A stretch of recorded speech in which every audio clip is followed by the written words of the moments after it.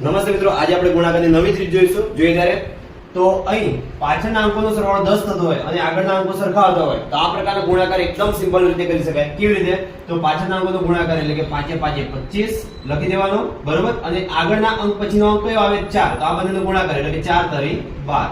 તો આ આપણો જવાબ. ઓકે, એવી જ રીતે જો અહીંયા પણ પાછળના અંકો સરવાળો 10, આગળના અંક સરખા છે તો 5 5 25 અને આ અંક પછી શું આવે?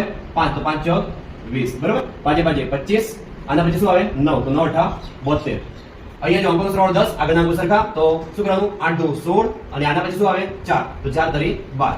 પાછળના અંકો સરવાળો 10, આગળના અંકો સરખા તો 6 4 24, 4 પછી શું આવે? 5. તો 5 4 20. પાછળના અંકો સરવાળો 10 તો 7 તરી 21, આગળના અંકો સરખા છે તો 9 પછી શું આવે? 10 એટલે 9 10 9 90, બરોબર.